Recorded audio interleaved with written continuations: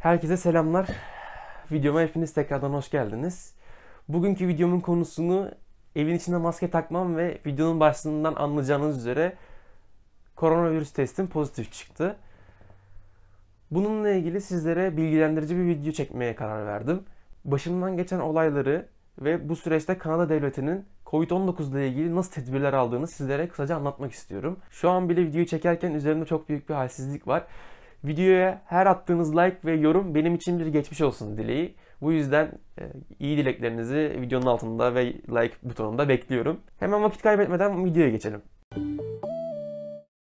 İlk olarak her şeyin başladığı günden bir gün önce, yani 2 Ekim Cuma günü okuldan eve 2 kilometrelik mesafeyi yürüyerek gelmeye karar verdim. Çok büyük bir hataydı benim için ama o esnada gözüme çok büyük bir şekilde gözükmedi ve yaptım. O gün havada yağmurluydu. Daha öncelerden virüs vücuduma girmiş bir şekilde, nasıl girdiğini bilmiyorum. Ama o gün yağmurun etkisiyle ve hafif bir soğuk üşütmemle birlikte vücudum ertesi gün, yani 3 Ekim Cumartesi günü pes etti. Bildiğiniz koronaya yenildi. İlk sabah hiçbir şey hissetmiyordum. Akşama doğru yattığım zaman bir ateş ve böyle bir gözünüz yani çıkacak gibi hissediyorsunuz. En son gece 39 dereceye çıktığını hatırlıyorum ateşimin. O gün, o gece benim için gerçekten çok zorlu bir geceydi. O gün hiçbir şekilde koronavirüse yakalandığımı düşünmedim. Bir önceki gün yağmurda yürüdüğüm için hafiften bir soğuk algınlığı geçirdiğimi düşündüm. Ve ertesi gün uyandığımda hiçbir şey hissetmiyordum. Ne nefes darlığı, ne öksürük, ne ishal, ne de ateş vardı. Kendimi gerçekten çok iyi hissediyordum ve gündelik yaşamıma devam edebileceğimi düşünüyordum. Çevremdekilerin ısrarı üzerine test yaptırmaya karar verdim. 4 Ekim Pazar günü kardeşimle birlikte sabah erkenden test yaptırmaya gittik. Testimizi yaptırdık. Eve geldik ve ben hiçbir şekilde yani kötü hissetmiyordum. Gerçekten çok dinamik hissediyordum kendimi. Yani normal hayatıma devam edebilirim diye düşünüyordum.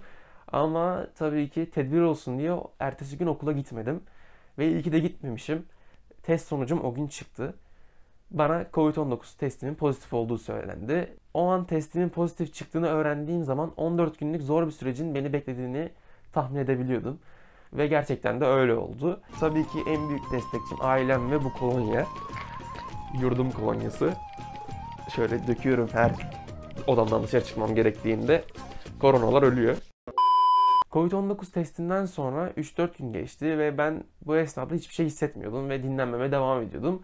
Tabii ki okuluma gidemedim bu süreçte ve 7 Ekim Çarşamba günü tat alma, koku alma ve ishal problemlerim başladı. Tat alma ve koku almayı sizlere şöyle özetlemem gerekirse, yediğiniz hiçbir şeyden tat almıyorsunuz ve bir şeyi burnunuzun dibine kadar getirmediğiniz sürece hiçbir şekilde koku almıyorsunuz. Gerçekten çok kötü bir durum. Yani tavsiye etmem. O yüzden maskenizi hiçbir şekilde çıkartmayın ağzınızdan. Bu süreç 3-4 gün yoğun bir şekilde geçti. Tabii ki bunun yanında biraz halsizlik oluyordu. Sürekli uyuma isteği oluyordu. Ama Allah'a şükür bende öksürük, ondan sonra nefes darlığı ve diğer yan etkiler, deride dökülme tarzında şeyler olmadı. O yüzden şanslıyım. Hemen şimdi sizlere Kanada Devleti'nin Covid-19 ile ilgili yaptığı önlemleri anlatayım. Şimdi ben teste gittikten sonra tabii ki her şey ücretsiz. Eve geldim. Testin pozitif çıktığını bana haber verdiler. O gün 3-4 saat içerisinde devlet yerinden yetkili bir kişi beni aradı ve kimden bulaşmış olabileceğini veya kimlerle görüştüğümü bana sordu. Tek tek isim verdim. Tabii ki o sistemden bakıp onları arayıp bilgilendirecekti benim testimin pozitif çıktığını. Böyle bir benimle ilgilendiler. Bir 10 dakika, 15 dakikalık bir görüşme oldu. Ondan sonra ertesi gün evime bir posta geldi. Postada benimle ilgili adıma Covid-19 dosyası açıldı. Bu dosya şöyle, siz aradığınız zaman ne etkiler görüldü sizde, ne zaman başladı, nasıl hissediyorsunuz tarzında sorular soruyorlar ve sizin adınıza olan dosyaya yazıyorlar. Herhangi bir durumunuzun kötüleşmesi durumunda direkt o dosya doktorunuza gidiyor ve sizinle ilgili en iyi tedavi yönteminin ne olduğunu doktor karar verip uyguluyor. Bu sistem de gerçekten güzel. Bunun yanında Kanada Devleti'nin Covid-19 testinin pozitif çıkmış olan her insana tanıdığı bir özellik var. Tabii ki sadece bir kuralı var. bir önceki yıl 5.000 doların üzerinde çalışmanız gerekiyor. Tabii ki ben bundan yararlanamadım. Geçen yıl 5.000 doların üzerine kazanmadığım için. Bu özellikle COVID-19 testi pozitif çıkan herkese devlet tarafından ailesi o hasta kişilere bakabilmesi için 450 dolar para yardımı tanıyor. Ve bunun yanında da işlerine gidemedikleri için de 2'şer bin dolar her ay para bağlıyor. Tabii ki ben bunlardan yararlanamadım ama yararlanan çok kişi var çevremde. Neyse bu Kanada devletinin COVID-19 sürecinde insanlara verdiği destekle ilgiliydi. Hemen benim sürecime geçelim. Bugün sürecimin 11. günü, yani 14 Ekim çarşamba günü.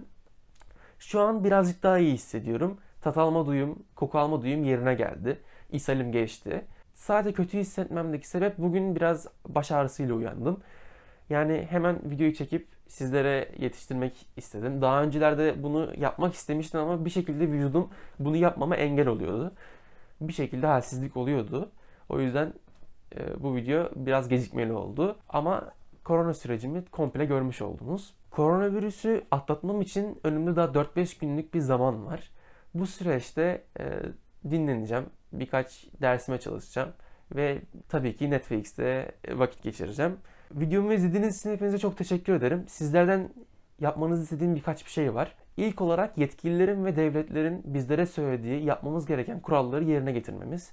Bunları yerine getirirsek bu kısa süreci çok güzel bir şekilde atlatabiliriz ve gelecekteki güzel günlerimiz için bir umut ışığı bırakırız. Tabii ki videomu beğenirseniz, yorum atarsanız, abone olursanız benim için gerçekten çok büyük bir destek ve moral olur. Çünkü harcadığım emeğin karşılığını almış gibi hissederim. Bir videoyu paylaşmak, hele ki hasta zamanda paylaşmak çok daha zor oluyor. Acındırmak gibi olmasın ama gerçekten bu işi yapan arkadaşlarımız biliyor YouTube'un ne kadar zor olduğunu. O yüzden dediğim gibi kanalıma abone olursanız, yorum atarsanız ve yorumlarda geçmiş olsun dileklerinizi belirtirseniz benim için çok büyük bir moral kaynağı.